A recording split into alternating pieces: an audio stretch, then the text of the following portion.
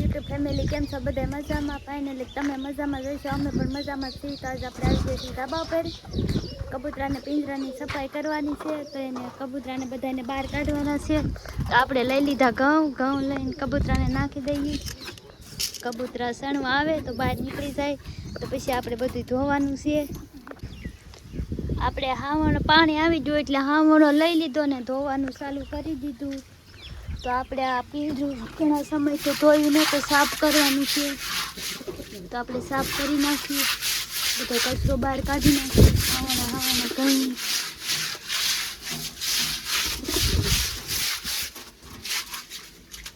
કચરો કાઢીને આ ઘઉંમાં બીજા સીવું આ ઘઉં ધોઈને બધો આ કચરો બધો બહાર કાઢવાનો છે. તો ઘણા સમય આપણે પિંજરું સાફ નહીં કર્યું તો ઘણો બધો કચરો થઈ જશે.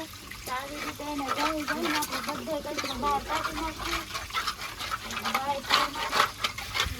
ચોમાસામાં પણ પાણી ગળી જાય તો કેટલી વાઇટ મારે, એટલે આ બધું આપણે સાફ કરી નાખીએ.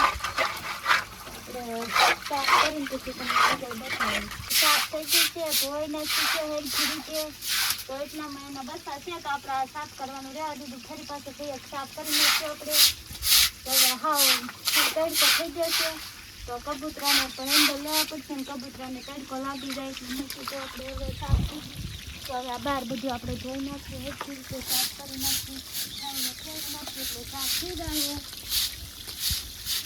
પિંજરું સાફ થઈ ગયું છે. તો અને કબૂતરા પણ કેવા સરસ મજાના બહાર બેઠા છે. તો આપણે ધાબુ પણ ધોઈ નાખ્યું, આ બધું સાફ કરી નાખ્યું છે. હવે આપણે આ કબૂતરાને હવે સણી નાખવાની છે, તો આપણે નાખી દઈએ.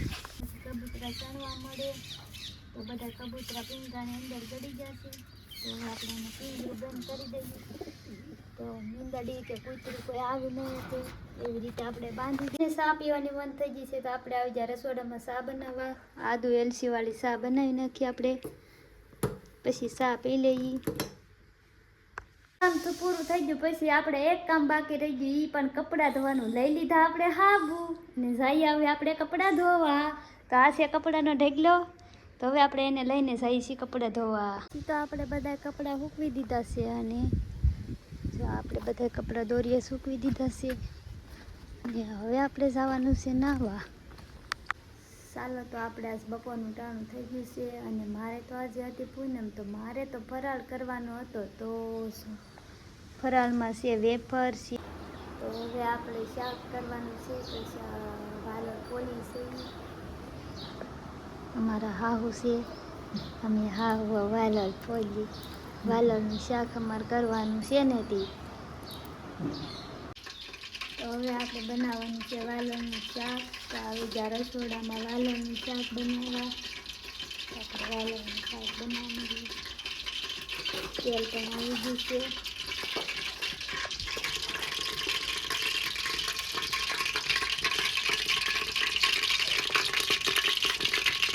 જીરું નાખી દઈએ.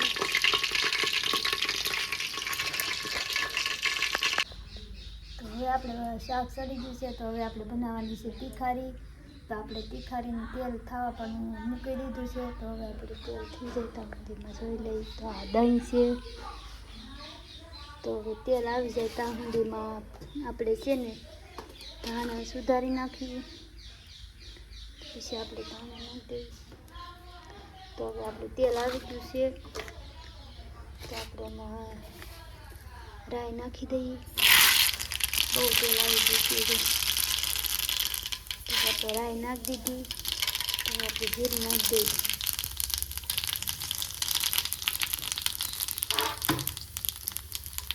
તો બહુ તેલ આવી ગયું છે, તો હવે આપણે જો આમાં વેસ્ટ કરી દઈએ.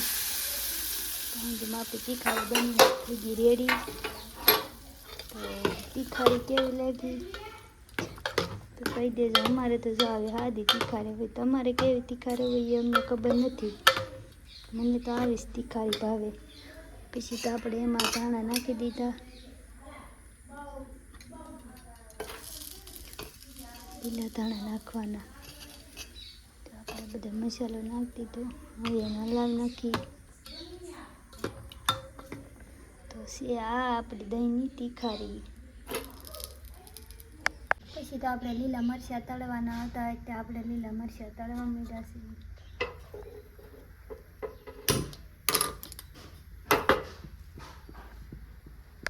તો આજનો બ્લોગ આપણે બહુ મોટો થઈ ગયો છે, તો આજનો બ્લોગ આપણે અહીંયા જ પૂરો કરી દઈએ છીએ. તો આવા નવા વિડીયો જોવા માટે આપણે અમારા યુટ્યુબ ચેનલને કોમેન્ટ, સબસ્ક્રાઈબ અને લાઈક કરવાનું ભૂલતા નહીં. Bye bye.